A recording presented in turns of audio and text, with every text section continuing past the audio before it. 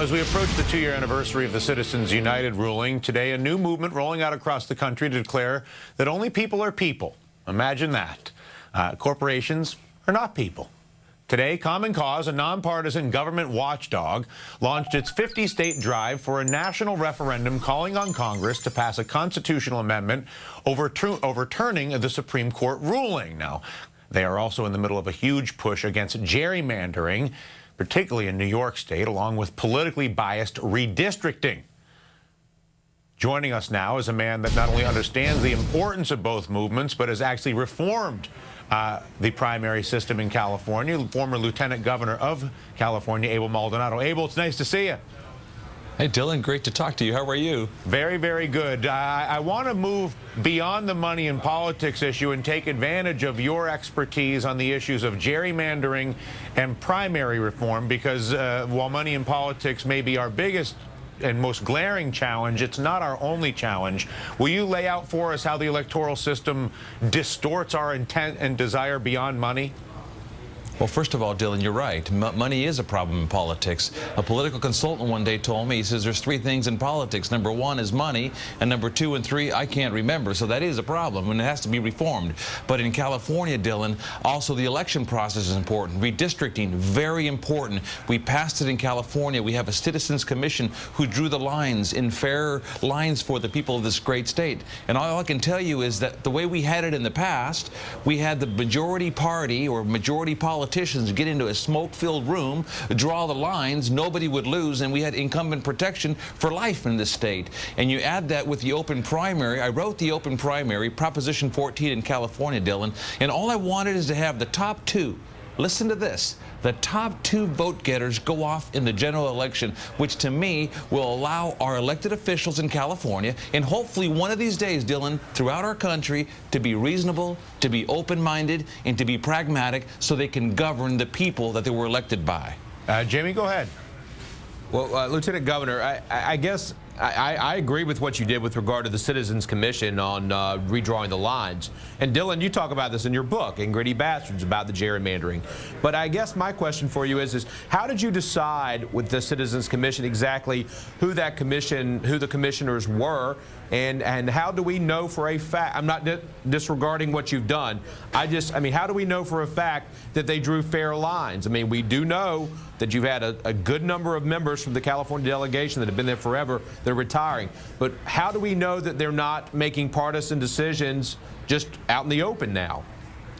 Well, listen, Jimmy, there's always going to be partisan decisions everywhere. You can try to get it out. But 10 years ago, we had politicians in California writing $20,000 checks to the person that was drawing the lines so they can keep their district. So we said, enough is enough. We need to reform the system. So what did we do? We got Democrats, we got Republicans, we got independents, we got declined estates, we put a diversity panel of group together, and we said, go draw the lines and make it better than what we had before in the past in this great state of ours. And guess what?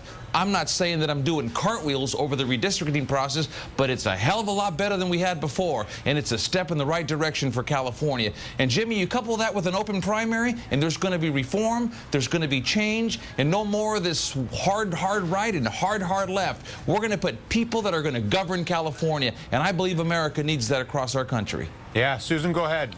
Hello, Lieutenant Governor.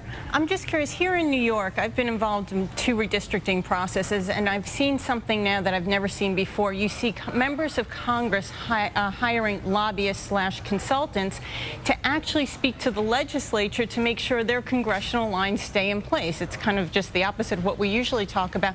But the thing is that they're still going after influence, and I'm wondering, does money have any influence right now in your redistricting process? Because you say you have Democrats and Republicans coming in, but is it really that pure? I believe so. I think we had a good process this year in this great state of ours in California. We had, once again, Republicans and Democrats declined estates.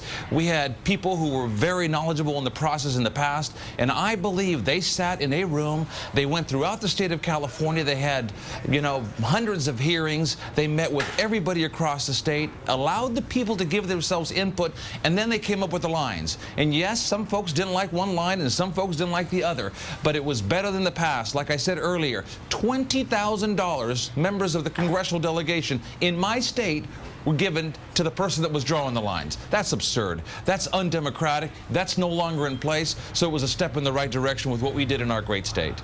Karen, go ahead. Well, one of the things that I'm most concerned about is the electorate itself and turnout. And we've talked about that a lot in terms of how do we expand the electorate and how do we make sure that more people are participating in the process, because I think that goes into this whole money in the system, because people, spend money to go after the same votes. So how do you see this process, having grown up in California, I'm very interested in this, how do you see this new process impacting actual turnout and access to the polls so that more people are actually being brought into the process, particularly in California, which is so diverse?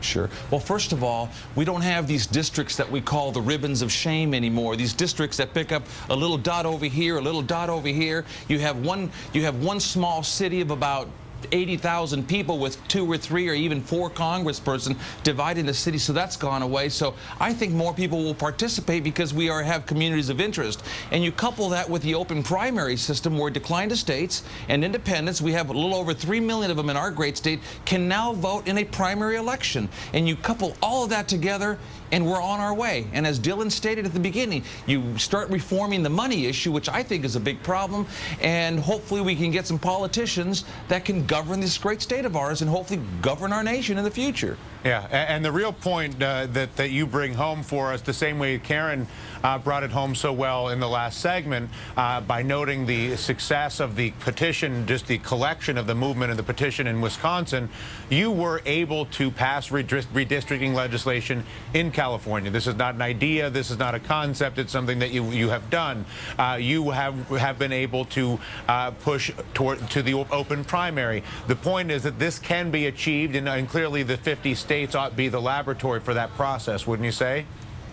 Absolutely, and I can tell you this, that when we did the open primary in California, there was money coming from all over the place because you have the electeds who want to keep their little seats. The redistricting process, I believe they didn't think it was going to pass, so nobody got too involved. We ran a great campaign in this great state, and it barely passed, but the people of California said, we're tired. We're tired of this bickering where a Republican fights a Democrat fights a Republican, and we pay the bills, and no one gets anything accomplished. And I'm seeing it in our country today. Yeah, no, that is correct. Well, thank you for teaching us and for giving us a little bit of hope, just in the context of actually getting things done, as Karen did as well today. Karen, Susan, Jimmy, a pleasure. Thank you, guys.